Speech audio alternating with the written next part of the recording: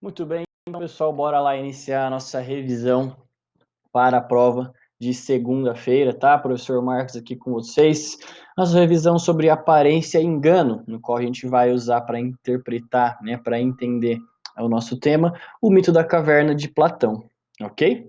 Pessoal, o que é o mito, então? Vamos começar aqui explicando o que é o mito para vocês, tá? É uma alegoria considerada das mais importantes alegorias da história da filosofia, ou seja, o mito é uma forma, pessoal, de comparação para explicar uma história, certo? Para explicar uma ideia, um ponto de vista, alguma narrativa, e é uma alegoria, é uma comparação, certo? Você usa símbolos para tentar passar a sua mensagem, né? Essa é uma alegoria, é uma figura de linguagem, tá bom? Tudo bem?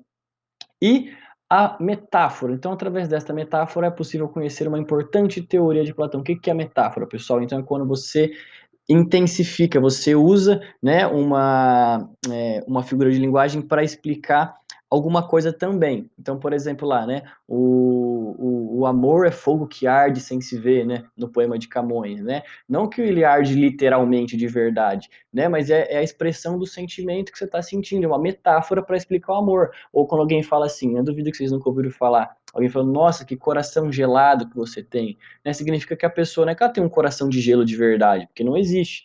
Significa apenas que ela não é tão carinhosa, ela não demonstra o amor, né? Ela não demonstra os sentimentos, certo? Então, o mito, então, ele se baseia na alegoria e na metáfora para a gente poder se fazer entender, certo? Para a gente poder explicar alguma coisa, ok? E qual que é a metáfora, então? Qual que é a teoria de Platão que ele tenta explicar por meio, certo, do mito? É isso aqui, ó. Nós conseguimos captar e conhecer o mundo como ele realmente é? Ou seja, será que a gente consegue entender a verdade das coisas, entender o mundo que nos cerca como ele realmente é?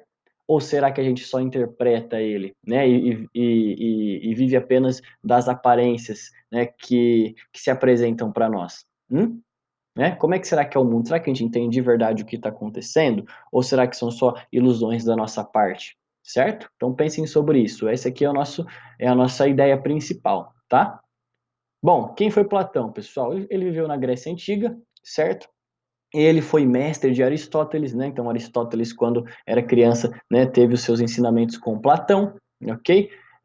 Ele foi discípulo de Sócrates, certo? Ele escreveu bastante livros sobre Sócrates, certo? E um dos livros que ele escreveu, pessoal, foi A República, tá? Onde ele fala de uma forma de governo específico que a gente deveria atingir, que inclusive é o modelo de governo que a gente tem hoje no Brasil, certo? Né? É uma forma política, é um estado perfeito para Platão que ele defende nessa obra aí, A República, certo? E nesse livro, pessoal, ele vai descrever, né, ele vai iniciar ali a história, pessoal, sobre um povo, né, de um povo que vivia numa caverna. Não que fosse de verdade, mas ele vai explicar esse mito, ele vai usar essa alegoria para tentar passar a ideia dele, certo? Qual que seria a ideia dele? Vamos lá. Pessoal, no mito da caverna, as pessoas elas viviam presas, certo? Dentro dela, por correntes, certo? E tudo que observavam eram sombras do mundo lá fora, refletidas na parede da caverna. Então elas ficavam aqui dentro, certo? Elas ficavam aqui dentro da caverna, aprisionadas, certo? Tinha uma espécie de chama aqui atrás, o fogo, certo? Ficava refletindo apenas sombras do mundo real, o mundo que estava lá fora, e as pessoas presas aqui ficavam assistindo esse mundo, contemplando esse mundo aqui, apenas sombras do mundo lá fora, certo? Dentro da caverna, preso a essas correntes, certo? Só que o que vai acontecer? Quando um prisioneiro finalmente ele consegue escapar, ele vai lá para fora, certo? E contempla o mundo lá fora. Então ele é cegado pela luz. A primeira coisa que acontece é ele ficar cego pela luz.